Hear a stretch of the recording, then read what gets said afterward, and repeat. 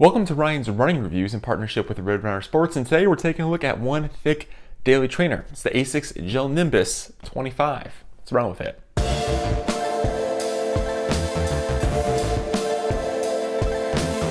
Now before we get started, I do want to say that these shoes were provided to me by Roadrunner Sports. However, I didn't have a chance to preview this video, and the final synopsis is my own.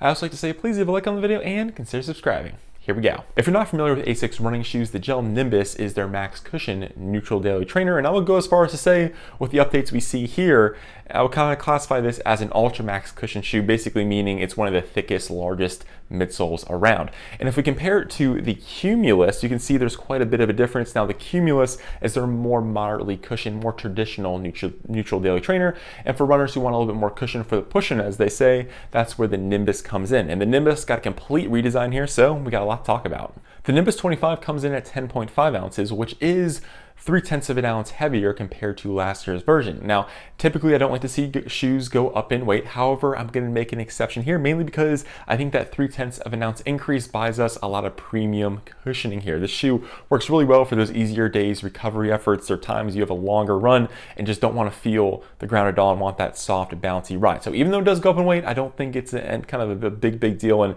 even though it's on the heavier end of things, I think the trade-off is worth it because of this midsole, which again, I'm going to touch on later. The Nimbus 25 does go up in price $10 and now costs $160, and with that price increase, it does buy us more midsole in the way of more stack height. So we have 4 more millimeters of stack height in the heel, 6 more millimeters of stack height in the forefoot, bringing us to 41.5 millimeters. That's a ridiculous number of stack height in the heel, and 33.5 millimeters of stack height in the forefoot for an updated 8 millimeter drop. On the previous Nimbus 24, it was a 10 millimeter drop, so they're bringing that down, making it an 8 millimeter drop, which I think they're doing this to make it a little bit more stable, so your foot comes in a little bit more flat to help kind of wrangle in this very thick, soft midsole.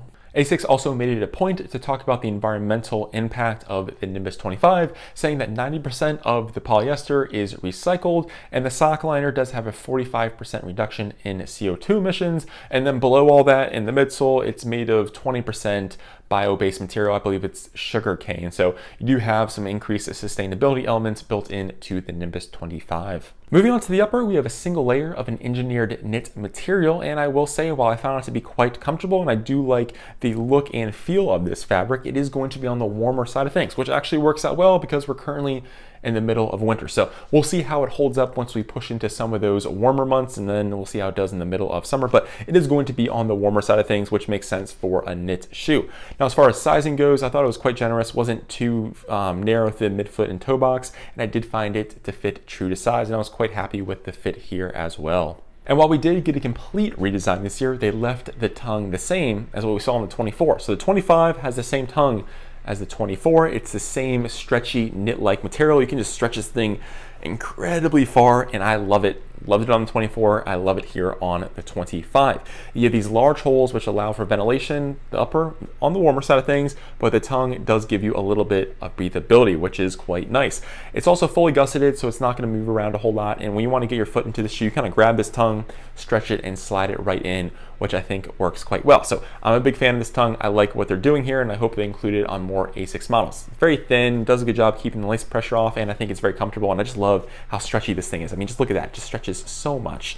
Now, as far as the lacing system goes, you have a unique setup here. You have these little bits of kind of orange rope that allow the laces to not interact or go underneath the tongue, which I found to be quite good. And I found the lockdown here to be superb. Asics is known for having a solid upper, and I don't think they ruined it with this complete redesign here. And the big reason for that is the heel counter. So the heel counter has a ton of padding. It's incredibly stiff. And again, this is what Asics is known for. They're known for their really strong heel counters and really well-built uppers, and that doesn't change here. Had a great lockdown here, found it to be incredibly comfortable. And you do have this knit collar or ankle collar thing. Personally, I find this to be kind of pointless. It doesn't really touch or hug your ankle at all, so it doesn't even keep debris out, but it does interact with this pull tab in the back, which is also very elastic. So the tongue, very elastic, and heel pull tab, super elastic. But with all that being said, I found the upper to be very comfortable on the warmer side of things. It fits true to size, and the lockdown I thought was quite good. And if you're a fan of last year's tongue, you're going to be happy with the same thing here on the 25. And now for the midsole. It's a massive slab of Flight Foam Blast Plus. And if you're not familiar with the whole Asics line, I'll break it down. You have Flight Foam, which we saw on a lot of the earlier models.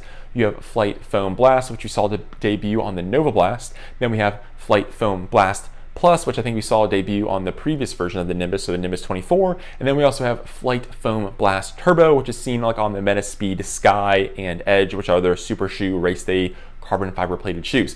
So Flight Foam Blast Plus is basically one step below their super shoe race day shoes. It's incredibly soft and bouncy. So that kind of puts it into perspective with the rest of the Asics line. And if we take a look at the Cumulus, which is the more moderately cushioned neutral daily trainer, this does feature Flight Foam Blast, not Flight Foam Blast Plus, which we see here on the Nimbus, which again is just going to be softer and bouncier. And boy, do we get a lot of it. And this is the Gel Nimbus, so we have to talk about the gel, but you can't see the gel here. Typically you'll see some gel around the heel and they'll put like a dot in the forefoot, but it's not there. So what did they do? Well, they basically put it right below the heel. They're calling it pure gel. It's a silicone based gel. This is supposed to help with impact and shock absorption. Personally, I couldn't really feel it. I really have never been able to feel the Asics gel in my shoes before, and that I think kind of holds true here. I'm actually kind of curious why they put it in the heel, mainly because you have this, it's the thickest part of the midsole in the heel, so it's not really kind of pushing in the firmest part. I'd be more curious to see if they put it in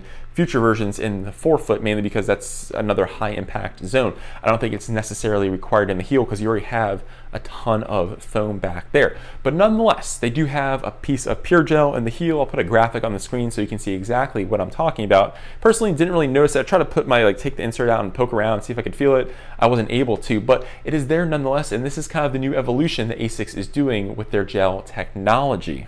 As far as my experience goes, it was quite fun to run in, mainly because when you have a shoe this thick, it just is just enjoyable. You don't feel the ground at all. You have a nice level of squish and energy return.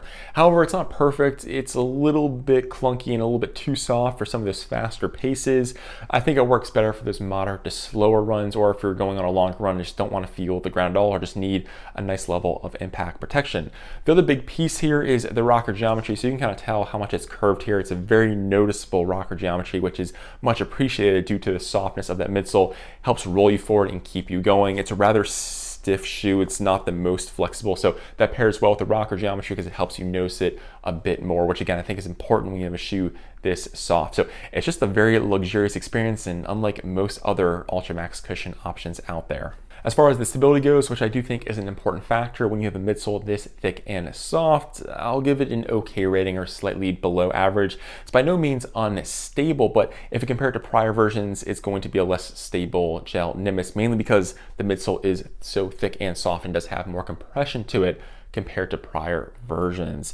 Now, if you're someone who does need stability out of a highly cushioned or Ultramax cushion shoe, I might go in a different direction, but I think for most runners, it will be fine. And it's by no means an unstable shoe. I think it's just something to note, especially if you're comparing it to prior versions of the Nimbus. Moving on to the outsole, we still have plenty of rubber coverage, which I'm very happy to see, with exposed foam through the midfoot.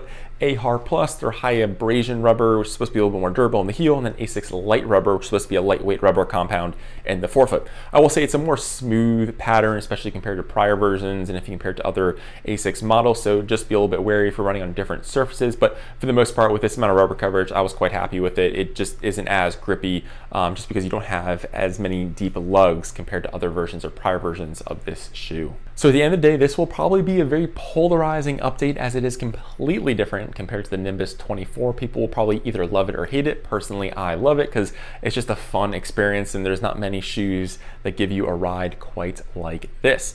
Very much like the upper, it is going to be on the warmer side of things. I absolutely love the tongue. I realize that's another polarizing thing, but it's just so much fun. It's easy to get your foot in and out of without compromising the lockdown and fit. We do have the new updated pure gel in the heel, which I'm kind of confused by. I think they should move it to the forefoot. I think that makes a little bit more sense. Couldn't quite feel it because the midsole is quite thick, and that's the thickest part of the whole shoe. So we'll see what they do in the future, but it is quite nice to see the gel get an update that I think we've all been waiting for, and it's nice to see gel moving in a different direction. So I would love to hear from you. Put your thoughts down in the comments, and yeah, let's talk about it. Well, I'm Ryan from Ryan's Running Reviews, and I'll catch you guys in the next one. Thanks.